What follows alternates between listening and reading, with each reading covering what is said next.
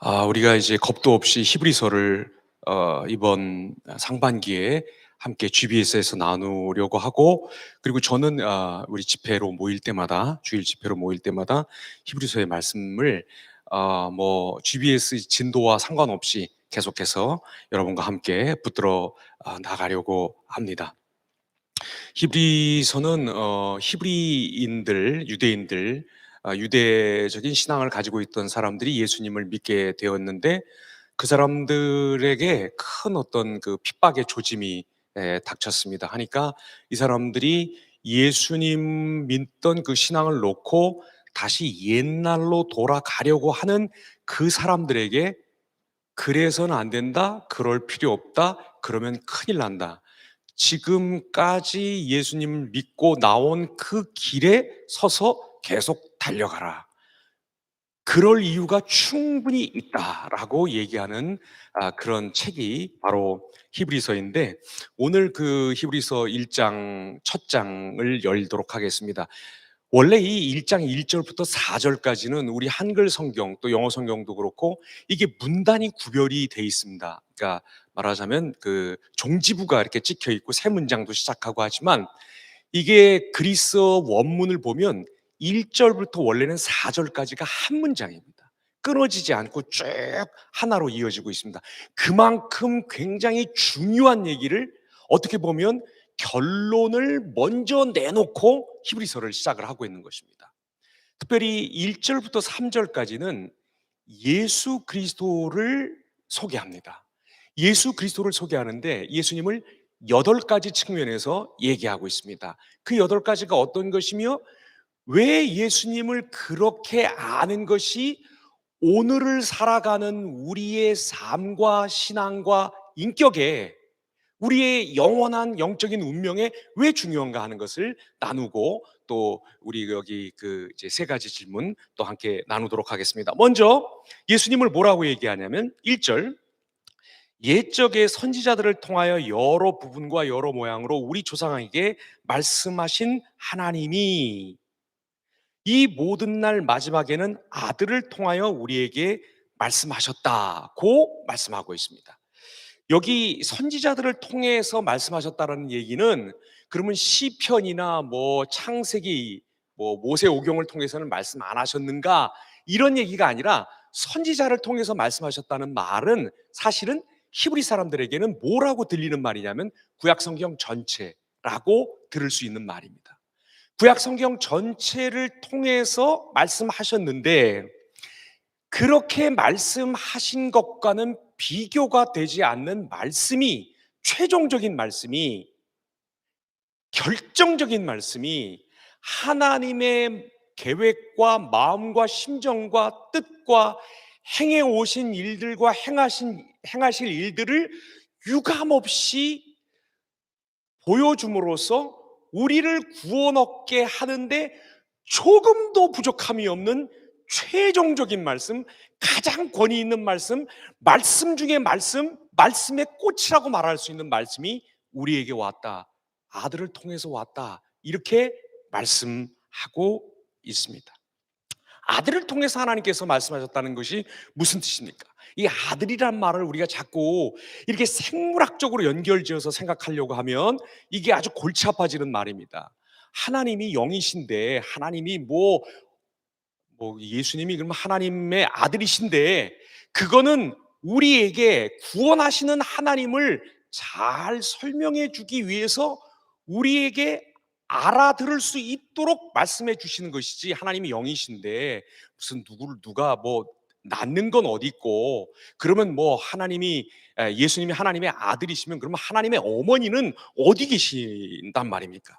이걸 그렇게 생각할 문제가 아니라, 하나님의 아들이라고 하는 말은 하나님과 같은 분이시다, 하나님이시다, 이렇게 우리가 일단 이해하고 지나가는 것이 좋겠습니다.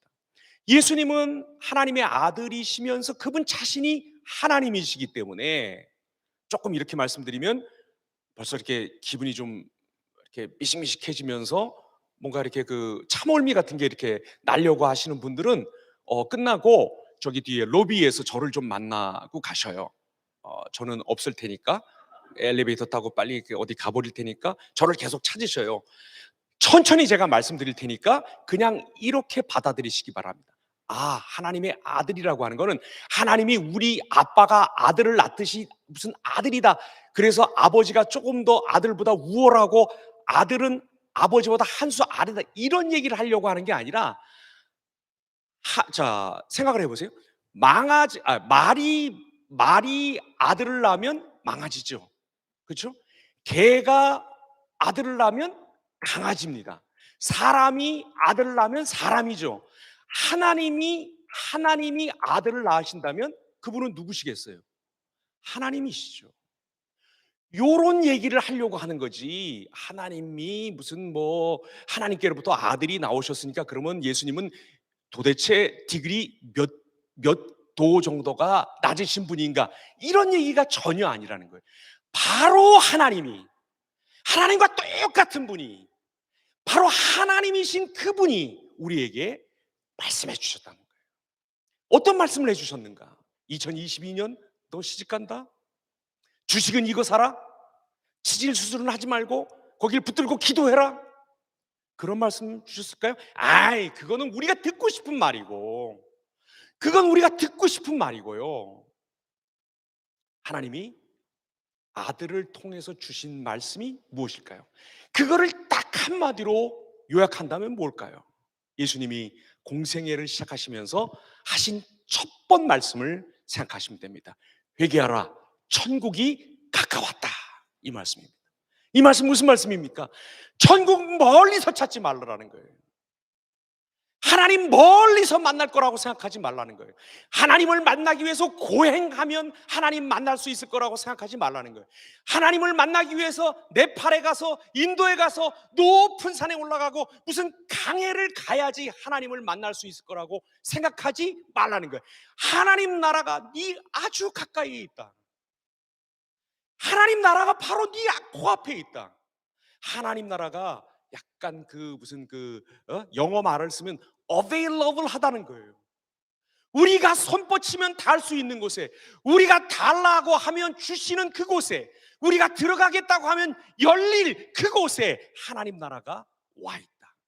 하나님의 다스림이, 하나님의 함께 하심이, 하나님이 너를 사랑하시는 것이, 하나님이 너를 구원하셔서 영원히 너와 함께 너를 다스리시며 계시는 그 기회가 너에게 활짝 열려 있다. 그 말씀을 하셨다는 거예요.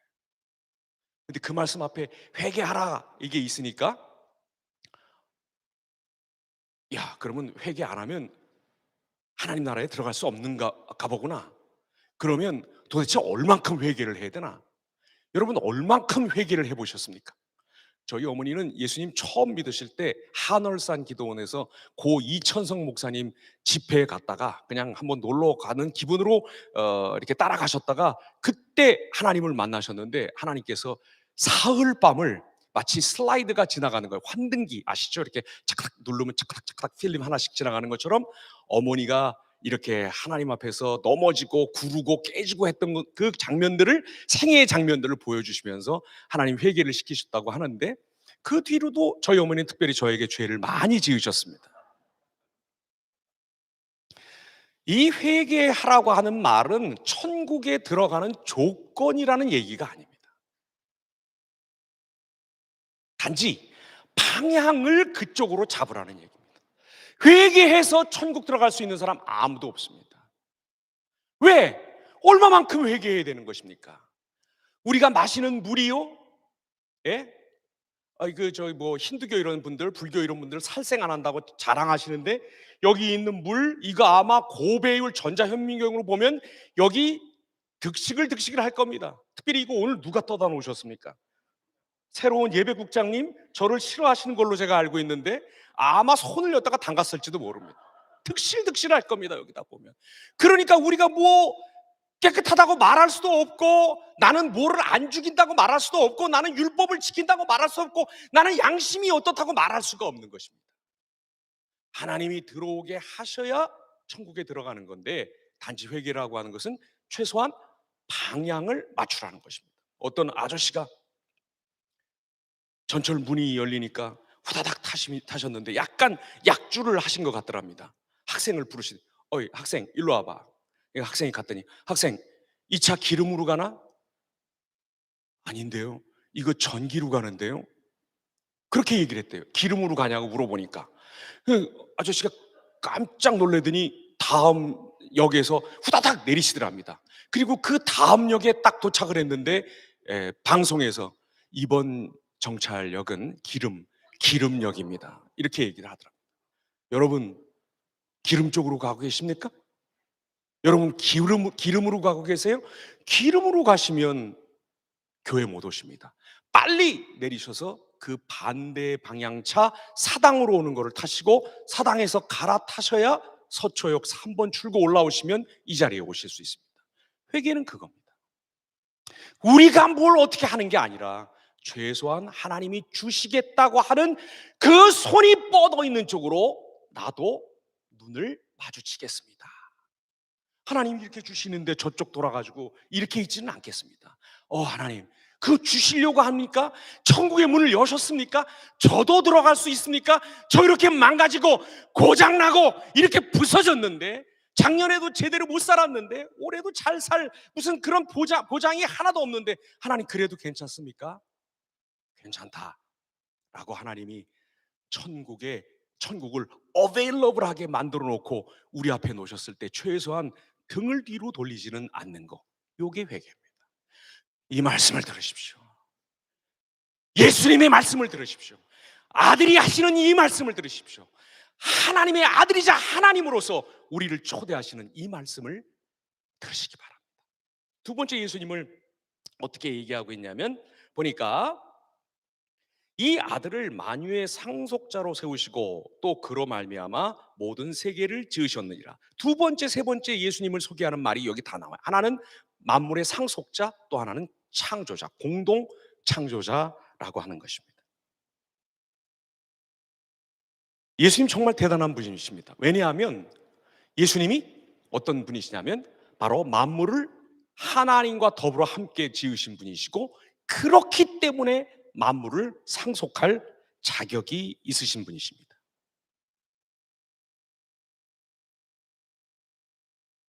예수님이 이 만물을 하나님과 함께 지으신 분이시고 그래서 자격 있게 이 만물을 상속한다는 것은 만물을 소유한다. 이건 내 거다라고 선언한다는 뜻인데 예수님이 이런 분이시라고 하면 우리가 진짜 중요하게 생각해야 될 문제가 한 가지 있습니다. 그건 뭐냐면 우리 생이 이제 곧 우리 생이 뭐 이렇든 저렇든 마감이 되고 주님 앞에 서게 될 텐데 이 만물을 창조하시며 만물의 소유권을 가지고 계신 분으로 최종적으로 확정될 이분 앞에 우리가 서게 될 건데 그때 우리는 교회에서 보낸 시간이 아니라 우리가 외우고 있는 성경 구절이 몇 구절인가가 아니라 우리가 예수님이 지으시고 예수님이 소유하신 그 만물과 만상을 어떻게 대하며 어떻게 그것을 이용했는가 바로 그것을 보고 우리 삶의 질이 결정될 것이고 우리가 심판당하게 될 것입니다. 따라서 여기 계시는 분들 가운데 저 빼고 저는 이게 또 사역이고 직업이기도 하니까 저 빼고 이 교회에서 시간 너무 많이 보내시는 분들 교회에서 보내시는 시간 좀 줄이시고 그다음에 나가서 좀 사는 거 진짜로 사는 거 그 시간을 좀 많이 늘리시기 바랍니다. 왜냐하면 바로 우리가 그 시간을 어떻게 사용했으며 무엇을 위해서 썼으며 사람을 왜 만났으며 그 사람을 만나서 뭘 했으며 바로 그런 하나하나 우리가 만물을 사용한 흔적 그걸 가지고 주님 앞에 서게 될 것입니다. 왜? 그분이 만물을 지으신 분이고 만물의 소유권자이시기 때문입니다.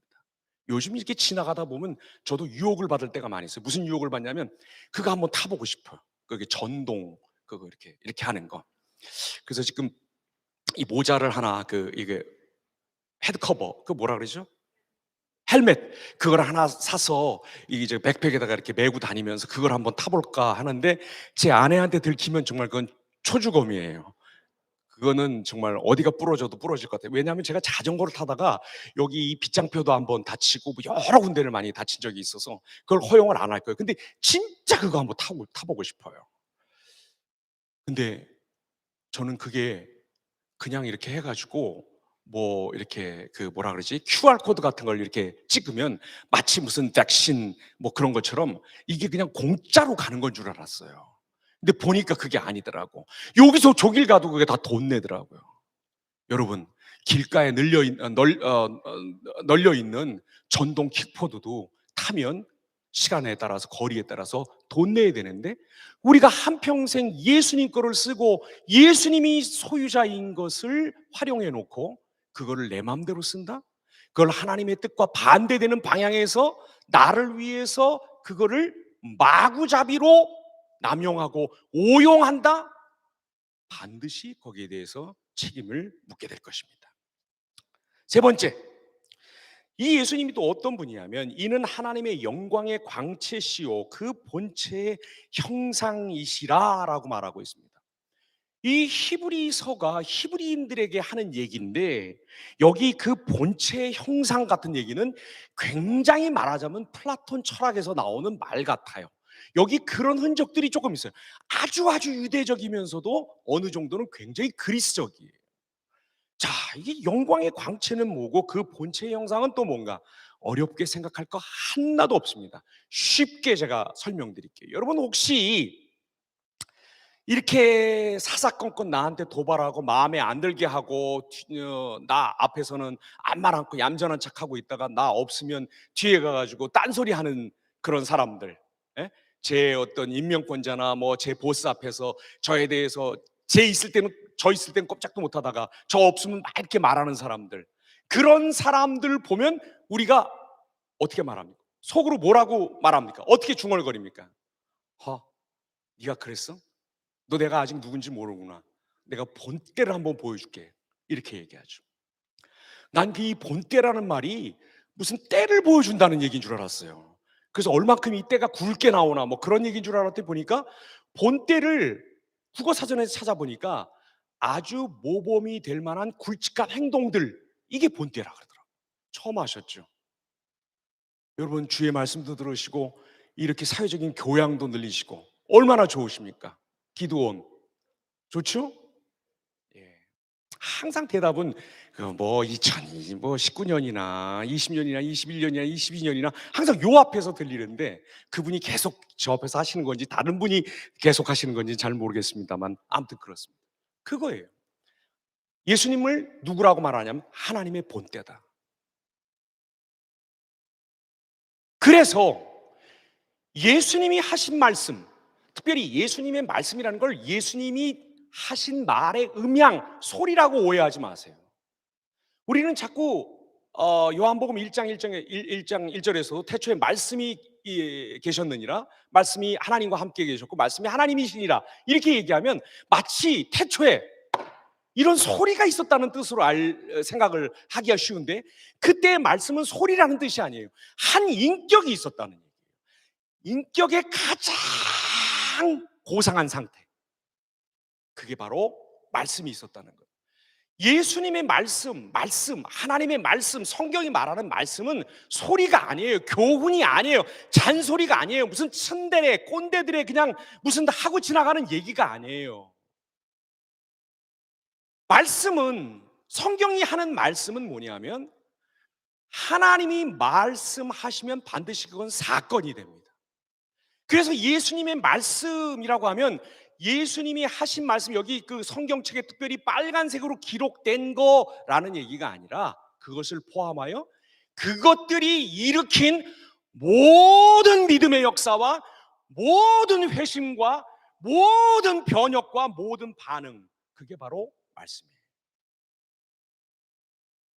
그래서 우리가 이렇게 하나님의 가장 깊은 것인 하나님을 가장 깊이 보여주실 수 있는, 결정적으로 보여주실 수 있는, 다른 것이 필요 없이 하나님을 알려주실 수 있는 예수님을 말씀을 통해서 만나고 그분이 하신 일들을 묵상하고 그 일들의 흔적을 오늘 내 삶과 이 시대와 이 문명과 이 문화 속에서 찾기 시작을 하면 하나님께서 그런 것들을 볼 수 있는 눈을 우리에게 주십니다.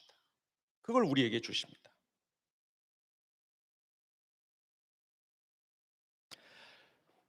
말씀을 통해서 예수님과 예수님이 하신 일들을 보면 하나님이 누구신지 우리는 그래서 직통으로 알 수 있습니다. 더 뭐 필요 없어요. 그 다음에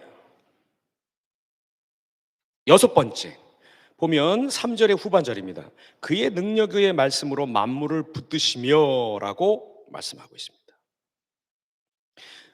우리가 너무 그 십자가는 물론 굉장히 중요합니다만 십자가를 너무 중시한 나머지 예수님께서 십자가 사역만 하신 거라고 생각을 하고 있는데 사실은 예수님은 십자가를 지셔서 우리의 죄를 사하셨을 뿐만 아니라 이분은 능력의 말씀으로 만물을 붙들고 계시기도 합니다. 제가 얼마 전에 던급이라고 하는 그런 영화를 봤는데 사실은 그래서 무슨 그 영화관을 통째로 하나 빌려가지고 여러분 다 초대를 하려고 했어요. 진심이에요, 이거. 다 초대를 하려고 하는데 보니까 이게 무슨 어디에서만 한다고? 넷플릭스 무슨 전용 어디에서 한다는 거예요. 근데 난 분명히 이거를 영화관에서 봤거든요.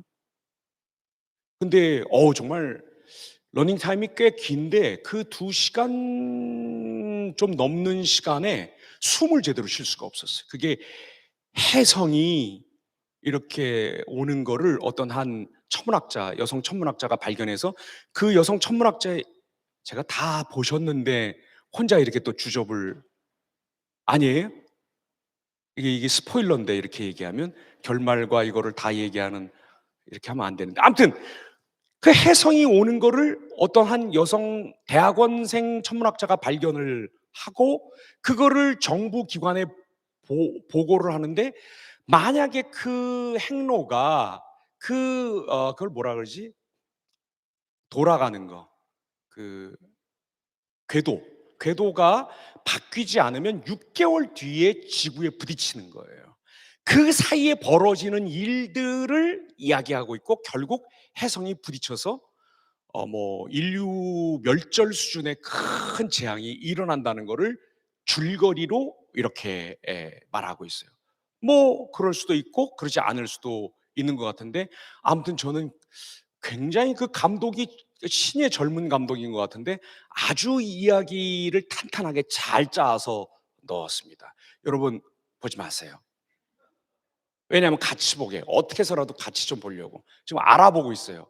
여기서라든지 뭐 아무튼 같이 볼 수 있는 길을 찾고 있으니까 혼자는 절대로 네. 자, 만약에 그런 식으로 지구의 종말이 최후가 역사의 그 종말이 그렇게 올 수도 있지만 지금까지 그렇게 오고 있지 않는 것은 왜 그런 걸까요?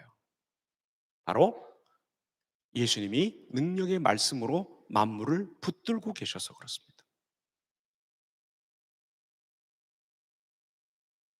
웨슬리 웨놀스라고 하는 분이 한 분 계시는데 이분은 군속으로 한국에 한 50년 전에 오셔서 한 50년 동안 한국의 학사들, 대학생들 사회에서 복음을 전하시면서 많은 그 일들을 복음 사역을 하신 분입니다. 그분하고 만나서 식사를 이렇게 하는데 그분이 그러시더라고요. 그 왜 그 나무들이 이렇게 쭉쭉 뻗어나갈 수 있으며 왜 이렇게 그 우리가 이렇게 뛰어서 다른 데로 가지 않고 그 자리에 이렇게 딱 멈출 수 있는지 뭐 몇 가지 이렇게 사례를 얘기하면서 왜 그런지 너 아냐고 물으시더라고요. 그래서 제가 그 과학 교육을 받은 사람으로서 그 중력 때문이 아닙니까? 그랬더니 그분이 싹 웃으면서 하시는 말씀이 중력은 무슨 하나님이 지구를 요렇게 위로 붙들고 계셔서 그렇지 라고 얘기하더라고요. 굉장히 충격받았어요. 하나님이 붙들고 계셔서 세상 아직 안 망하는 겁니다. 하나님이 붙들고 계셔서 우리 같은 엉터리 예수 믿는 사람들보다도 믿지 않는 사람들이 사랑, 정의, 공평, 공정 이걸 더 많이 말하는 거예요. 아직 세상이 마구 불덩어리 속으로 들어가지 않는 것은 여기가 화염에 그렇게 다 불태워지고 다 어떤 그 뭐 돌이라든지 천리라든지 진리라든지 이런 것 하나도 없이 그냥 사람이 사람을 먹는 그런 세상이 되지 않는 것은 절대적으로 예수님이 이 능력의 말씀으로 만물을 붙드셔서 그렇습니다. 믿지 않는 사람들도 이걸 압니다. 하물며 믿는 우리가 이것을 모르고 만물과 맺는 관계, 그게 돈이든 경제든 건강이든 관계든 연애든 썸이든 뭐든 그거를 하나님이 만물을 그렇게 예수 그리스도의 능력의 말씀으로 붙들고 계시니까 이게 그래도 돌아가고 있다는 희망을 갖지 못한다면 거기서 우리를 위해서 붙들고 일하시는 예수님의 능력의 말씀에 일하심을 보지 못한다면 우린 신자 아닙니다.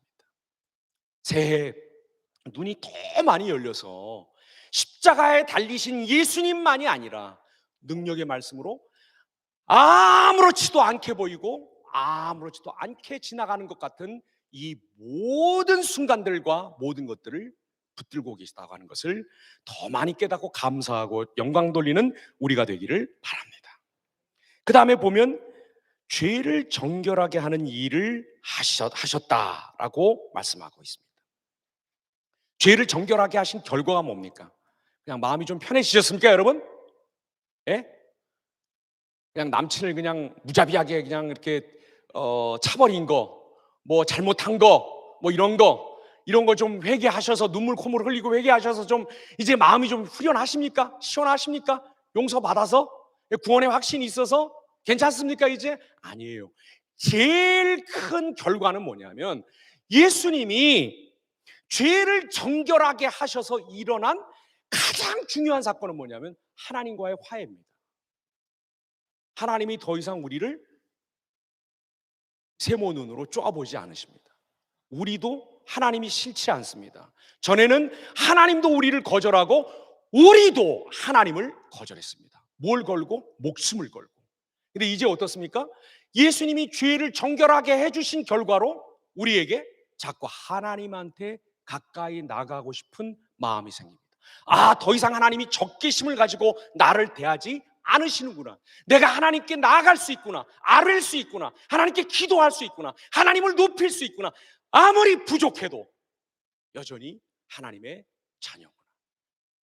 이 화해와 화목의 일이 그런 흔적이 내게 있구나 하는 게 생활 속에서 흘러나온다는 것입니다. 이게 가장 중요한 것이고 우리가 힘써서 행해야 할 일입니다. 마지막 8번째, 높은 곳에 계신 지극히 크신 이의 우편에 앉으셨느니라. 이 우편이라는 말을 자꾸 하나님의 오른쪽 이렇게 생각을 하는데 아닙니다.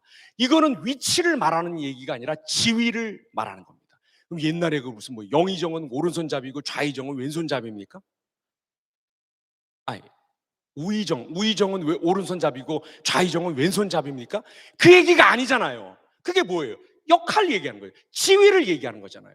예수님이 하나님의 오른편, 하나님이 영이신데 오른편이 어디 있고 왼편은 어디 있으며 그런 게 어디 있어요? 이거는 지위를 말씀하는 거예요. 예수님이 하나님의 우편에 앉으셨다. 그래서 얻으신 지위의 가장 중요한 특징이 뭐예요?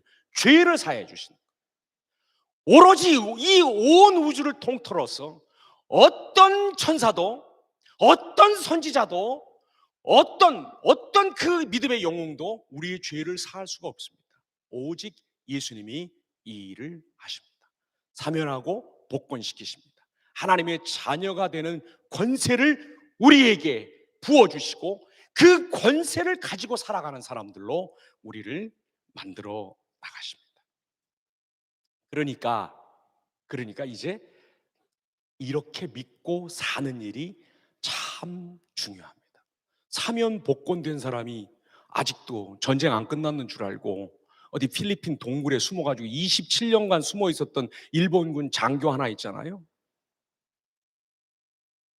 이제 하나님이 우리에 대해서 적개심을 표시하시고 우리를 돌격하시고 그 양보할 수 없는 거룩으로 우리를 위협하시는 것은 지나갔습니다. 왜? 예수님이 이 모든 일을 담당하셨기 때문에. 그러니까 기쁘게 사셔야 되고 희망을 가지셔야 되고 자기를 자학하면 안 되고 뭐 우리 하다가 뭐 안 되면 내가 그렇지 뭐 이게 좋은 거 아닙니다. 내가 그렇다니요. 내가 누군데? 나는 이래도 하나님의 자녀인데 사면되고 복권된 사람이고 하나님과 화해한 사람인데 이 의식을 가지고 기쁘게 살아야 합니다. 이제 말씀을 마치려고 합니다.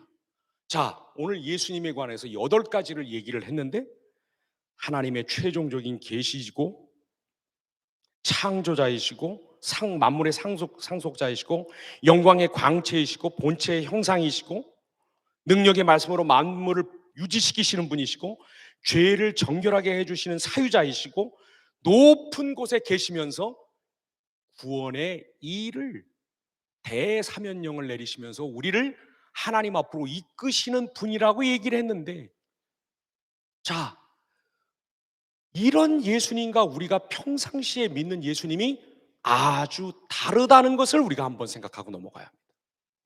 급한 일 생겼을 때 예수님께 비는 거, 그거 아주 좋은 겁니다. 그거 잘하는 겁니다. 그거 진짜. 그럼 예수님한테 빌어야지 누구한테 빌 거예요? 잘하는 것인데 문제는 거기에만 머무르는 게 문제입니다. 그러면 예수님이 여기 나오는 그 8가지 소개처럼 이렇게 높고 크신 분이 아니라 우리 뒤치다거리 해주시고 우리 상담해 주시고 우리가 사고 치면 와서 출동해 주시고 우리 응급실 데려가 주시고 우리 괜찮다고 안도시켜 주시고 말하자면 진정제 주시고 신경 안정제 주시고 항우울제 주시고 도파민 좀 나오게 하시고 또 그게 뭐예요? 우리가 아주 기분 좋으면 나온다는 그 신경 물질 그거 뭡니까? 예? 뭐 아무튼 그런 거. 그 다음에 밤에 잠 잘 안 오시죠? 이제 연세들이 다 있으셔가지고. 그리고 일찍 깨시죠? 그래서 저한테 카톡 하시는 거죠. 멜라토닌이나 좀 나오게 해주고, 암 걸리면 표적 찍여가지고 쫙 방사선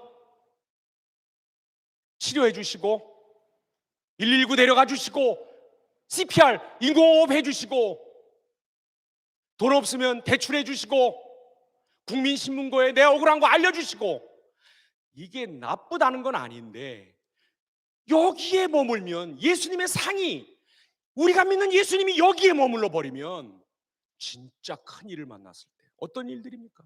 우리 한 번 죽어요.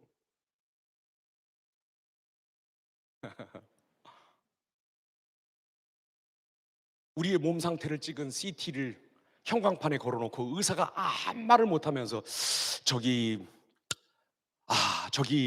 이럴 때 아무도 우리를 못 잡아줍니다. 우리가 지금 이렇게 만만하게 생각하고 작게 만들어서 마치 우리 주머니에 쏙 들어가는 형태로 만들어 놓은 그 작은 예수님은 그 순간에 우리를 붙들어 주실 수가 없습니다. 전 더 늦게 보면서 며칠을 못 잤어요. 진짜 그런 일이 있을 것 같아요. 이 세상은 한 번 끝날 거예요. 하나님이 그렇게 만드셨어요. 시작이 있게 만드셨고 끝이 있게 만드셨어요.